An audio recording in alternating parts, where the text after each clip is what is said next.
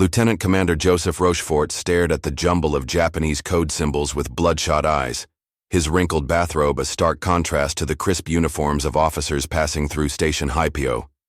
The basement of the administration building at Pearl Harbor had become his home, the cryptanalysts his family. Sleep was a luxury abandoned weeks ago.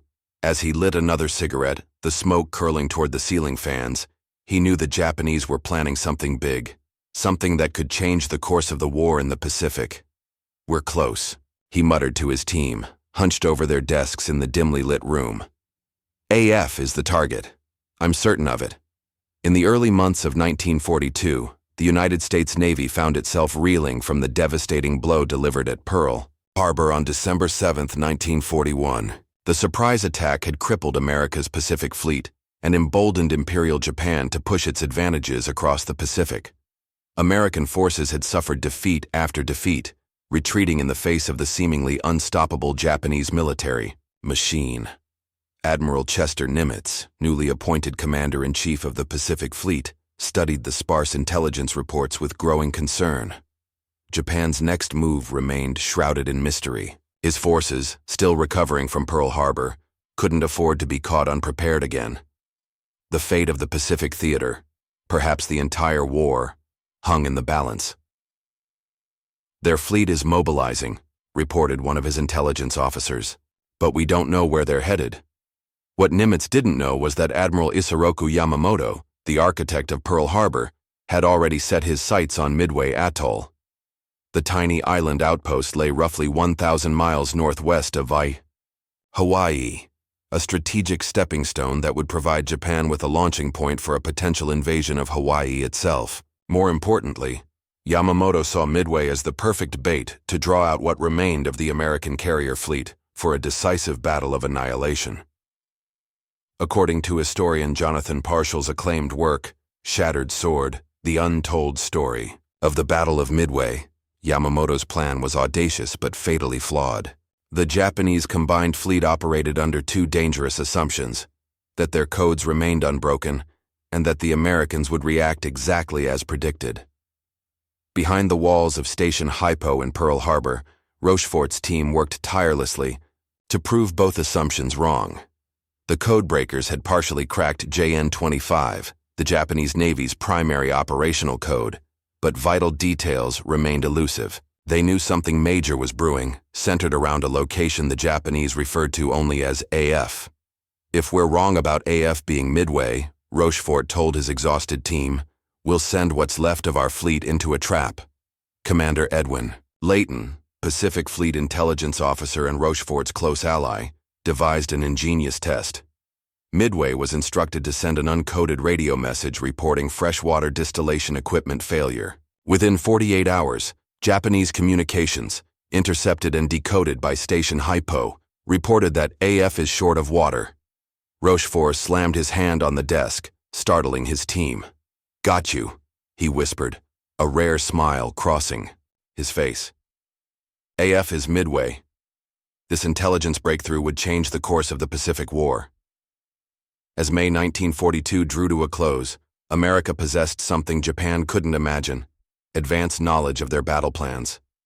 The pieces were set for one of history's most consequential naval confrontations. As stated in naval historian Craig Simmons' The Battle of Midway, this moment represented perhaps the most significant intelligence coup of the Pacific War, the cornerstone upon which the American victory at Midway would be built. Time was running out. The massive Japanese fleet was already steaming toward Midway, confident in their numerical superiority and the element of surprise. What they didn't know was that Nimitz, armed with Rochefort's intelligence, was preparing a deadly welcome. Admiral Yamamoto stood on the flag bridge of the massive battleship Yamato, Japan's pride and the most powerful warship ever built. At 64 years old, his weathered face revealed little emotion as he reviewed the final details of Operation MI, the conquest of Midway. With nearly 200 vessels under his command, including 4 fleet carriers, 8 cruisers, and 11 battleships, victory seemed assured. The Americans, he believed, remained oblivious to the coming storm.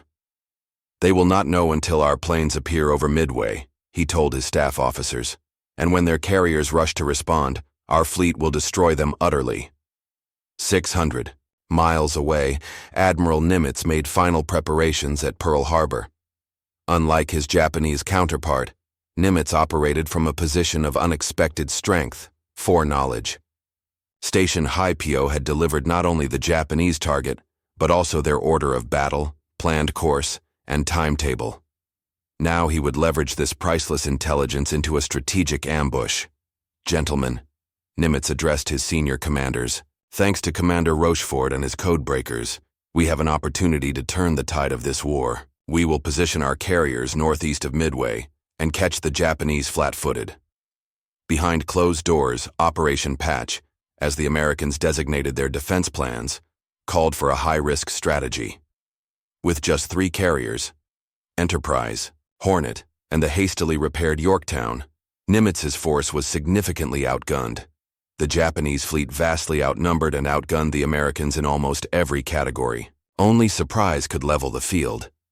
According to records preserved in the Naval History and Heritage Command archives, Nimitz later reflected that, had we lacked early information of the Japanese movement, and had we been caught with carrier, forces dispersed, the Battle of Midway would have ended far differently.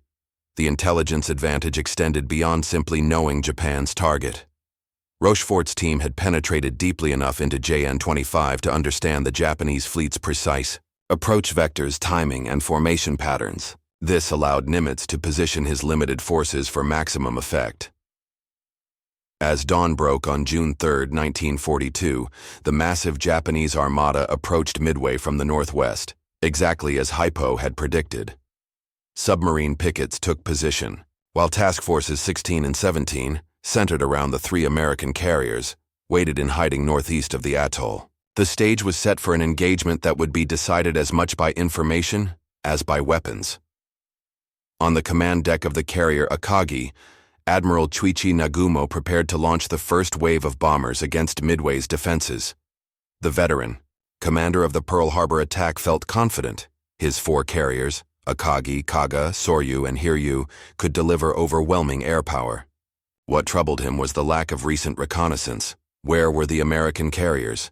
Intelligence reports suggested they remained at Pearl Harbor, but Nagumo harbored doubts. We will proceed with the attack on Midway as planned, he ordered, but maintain vigilance for American naval forces. Station Haipyo operated in direct competition with Washington's own code-breaking operation, OP-20G, creating a rivalry that sometimes hindered information sharing. When Rochefort's team identified F as a critical target, Washington analysts initially disputed the conclusion. They thought AF was a decoy, or perhaps the Aleutian Islands, Rochefort later recalled. I knew it was Midway. The traffic analysis patterns were unmistakable. The water shortage deception confirmed his theory, but Rochefort needed more. His team worked feverishly through May to extract additional details, force compositions, launch times, approach vectors. Every fragment of decrypted text added to the mosaic of intelligence that would guide American forces. Commander Edwin Layton, who served as the crucial link between the cryptanalysts and Admiral Nimitz, later wrote in his memoir, "And I was there," that the intelligence picture built by Haipyo was remarkably complete. By late May, we had virtually the entire Japanese operation order for the Midway attack. This intelligence penetration extended beyond merely knowing the enemy's plans. Haipyo tracked Japanese ship movements, monitored changes in communication, patterns that indicated fleet activities, and even identified the call signs of individual vessels. When combined with direction-finding technology that could locate the source of radio transmissions, this created unprecedented battlefield awareness. In Tokyo, Admiral Yamamoto remained confident in the security of Japanese communications. The Imperial Navy had invested heavily in its encryption systems and considered JN-25 unbreakable. This misplaced confidence proved catastrophic. The Chicago Tribune published a retrospective in 1947, noting that Japan's faith in its codes and ciphers represented perhaps the greatest intelligence failure of the war. They never suspected the Americans could read their most secret communications. As the battle unfolded on June 4th, the cryptanalysts continued their work, providing real-time intelligence updates. Radio operators intercepted frantic Japanese messages reporting carrier losses and requests for assistance. These were quickly decoded and relayed to American commanders, allowing them to maintain their advantage throughout the engagement. Perhaps most crucially, Hypo detected and decoded Yamamoto's order for his remaining forces to converge and continue the fight despite the carrier losses. This intelligence allowed Nimitz to withdraw his vulnerable forces before Japanese battleships could engage them, preserving the victory his carriers had achieved. "We knew when to hold and when to fold," Admiral Nimitz later commented. That knowledge came directly from Rochefort's operation. The aftermath revealed the full extent of the intelligence triumph. 4 Japanese fleet carriers, the core of their naval aviation power, lay at the bottom of the Pacific. Over 3,000 Japanese sailors and airmen were dead. The planned invasion of Midway was abandoned. Japan's momentum in the Pacific had been decisively broken. As stated in David Kahn's seminal work, The Codebreakers, the Battle of Midway represented the greatest intelligence victory in American naval history, perhaps in all American military history. It was a victory won not just by pilots and sailors, but by a small group of men armed with pencils, code sheets, and analytical minds. Lieutenant Commander Joseph Rochefort pulled his worn bathrobe tighter around himself as he shuffled between desks at Station Hypo. The garment had become something of a talisman, worn during the most intense code-breaking sessions. His eccentricity was tolerated because of his brilliance, a rare combination of cryptanalytic skill, Japanese language proficiency, and naval tactical understanding. "He looked terrible," recalled Lieutenant Commander Jasper Holmes, a key member of the Hypo team. Unshaven, bloodshot eyes, chain-smoking, but his mind was razor-sharp even after days without proper sleep. Rochefort's unconventional leadership created an environment where analytical thinking flourished. He shielded his cryptanalysts from military bureaucracy and encouraged unorthodox approaches to breaking JN-25. This culture of intellectual freedom proved decisive in the race against time to decrypt Japanese plans. According to Joe Rochefort's War by Elliot Carlson, what distinguished Hypo from other intelligence units was its integration of cryptanalysis with traffic analysis, radio direction finding, and linguistic expertise. This holistic approach allowed the team to extract meaning from partial decrypts and fill gaps through contextual analysis. "We didn't need to read every word," explained Rochefort to Admiral Nimitz in a pre-Midway briefing. "Patterns tell us almost as much as the actual text." The human drama extended to the Japanese side as well. Admiral Yamamoto, architect of the Midway operation, had lived in America and studied at Harvard. He understood American industrial might and had famously warned his superiors that Japan could not win a prolonged war. The Midway operation represented his attempt to force a negotiated peace through one decisive victory. Vice Admiral Nagumo, commanding the carrier strike force, carried psychological scars from earlier battles. Though victorious at Pearl Harbor, he had been criticized for not launching a third wave of attacks. At the Coral Sea in May 1942, he had lost the carrier Shoho and seen Shokaku heavily damaged. These experiences made him cautious at precisely the moment when boldness was required. The NSA's declassified history, The Quiet Heroes, notes that the human factor ultimately proved as important as technical cryptanalysis. Rochefort's ability to think like his Japanese counterparts, to understand their planning processes and operational patterns, gave context to the fragmentary decrypts. On the morning of June 4th, as the battle unfolded, personality and psychology shaped critical decisions. When American torpedo bombers attacked the Japanese carriers, they were decimated by 0 fighters. Despite this sacrifice, they forced the Japanese combat air patrol to descend to low altitude, leaving the sky above the carriers unprotected just as American dive bombers arrived. Aboard the Japanese flagship Akagi, Nagumo's indecision during the crucial half-hour when American carriers were first reported proved fatal. His staff was divided, with some officers urging an immediate strike with whatever aircraft were ready, while others recommended completing the rearming process. Nagumo's delayed decision created the window of vulnerability that American dive bombers exploited. According to Commander Mitsuo Fuchida's account in Midway, the battle that doomed Japan, the atmosphere on Akagi's bridge was tense with conflicting opinions. Had we launched an immediate attack with the aircraft on hand, the outcome might have been different, Fuchida later reflected. On the American side, the human factor manifested in acts of extraordinary courage and decision-making. Lieutenant. Commander Wade McCluskey's decision to continue searching when he reached the expected position of the Japanese fleet and found nothing was a pivotal moment. Running low on fuel, he followed his instinct in a Japanese destroyer's wake, leading to the discovery of the carrier group. As noted in the Naval War College Review's analysis, McCluskey's decision represented the perfect synthesis of intelligence, preparation, and battlefield initiative. He trusted the intelligence enough to keep searching, but showed the judgment to adapt when conditions differed from expectations. After the battle, as reports of the stunning victory reached Pearl Harbor, Rochefort's team continued working. There was no champagne or celebration in the basement of Hypo. Instead, the cryptanalysts maintained their focus on breaking subsequent JN-25 transmissions to track Japanese movements and reactions. The human cost of the battle was staggering. Japan lost approximately 3,000 sailors and aviators, including many irreplaceable veteran pilots. The American losses were far lighter, but still significant. About 300 men killed, including most of the torpedo bomber crews, who had sacrificed themselves in the initial attacks. In Washington, news of the victory was received with astonishment.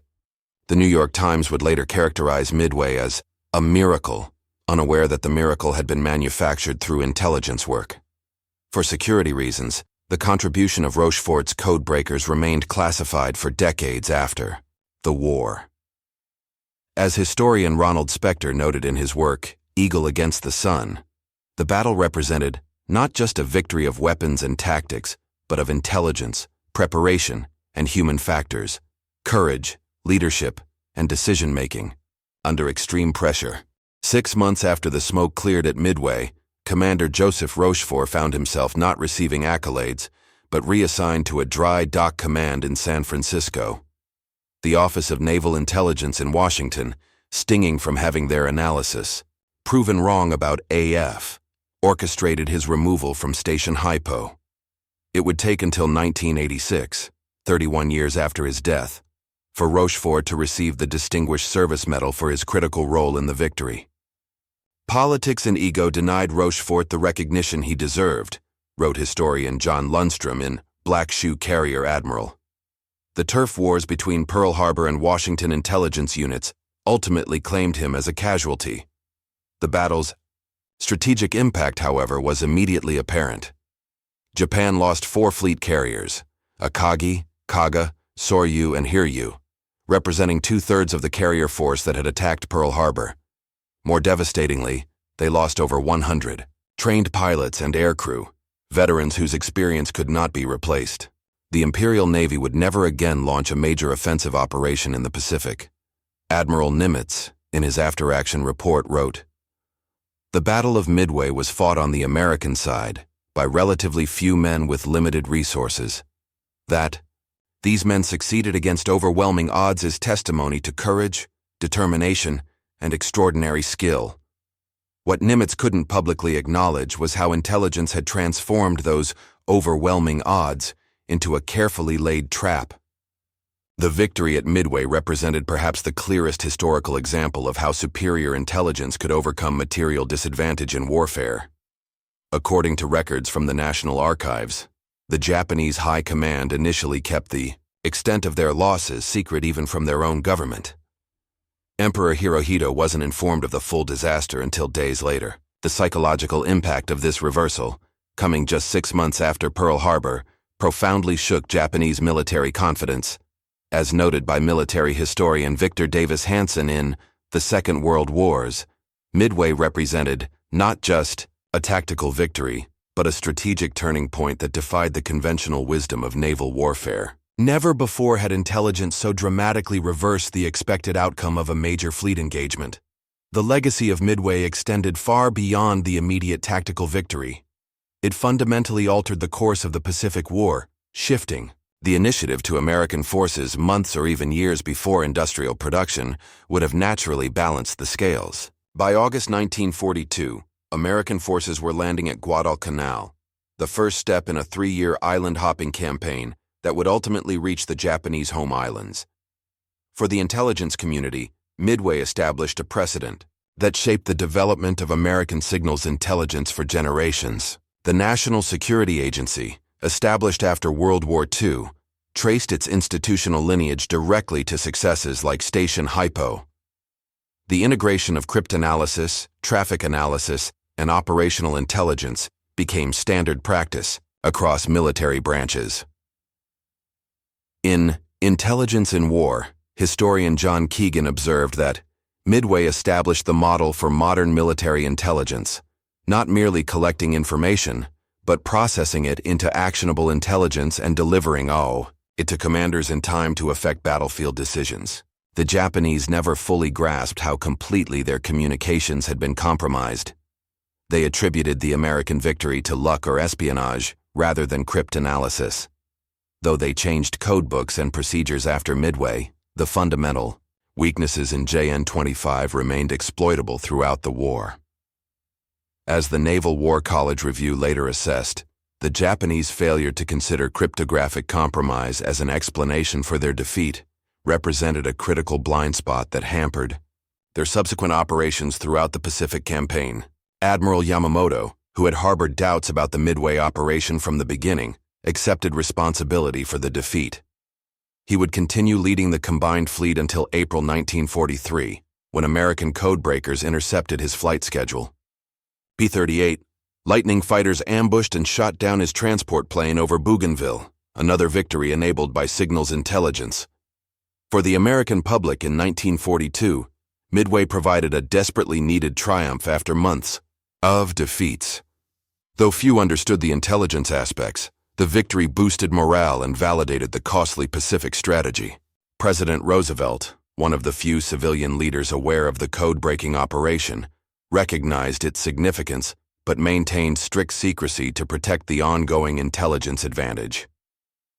According to How America Saved the World by Time magazine correspondent Robert Sherrod, Midway restored American confidence at a crucial juncture. It proved that Japanese forces could be defeated through superior strategy and execution. The battle's lessons resonated through subsequent military history. The value of intelligence preparation, the importance of inter-service cooperation, the vulnerability of carriers during flight operations, all became foundational concepts in naval warfare. Perhaps most significantly, Midway demonstrated how asymmetric advantages in information could overcome disadvantages in material strength. As Admiral Nimitz later reflected in a 1962 Naval Institute Proceedings interview, "Had we lacked good intelligence and been caught with our carriers at widely separated points, we might have lost Midway, and perhaps Hawaii as well." The codebreakers of Station Hypo continued their work throughout the war, tracking Japanese fleet movements and helping to anticipate enemy operations. Their methods became increasingly sophisticated, and by 1944, American commanders operated with near-complete knowledge of Japanese naval activities. The final assessment belongs perhaps to historian Gordon Prange, who concluded, in Miracle at Midway, that the Battle of Midway stands as the textbook example of how intelligence, properly collected, analyzed, and utilized, can decisively alter the course of warfare. The codebreakers didn't sink the Japanese carriers, but they placed American forces in position to do so. In the annals of naval history, Midway stands as a testament to how the hidden work of intelligence professionals, armed with nothing more than pencils, paper, and analytical minds, could change the course of global conflict. The battle remains the definitive case study in how information advantage translates to battlefield victory, a lesson that resonates in warfare to this day.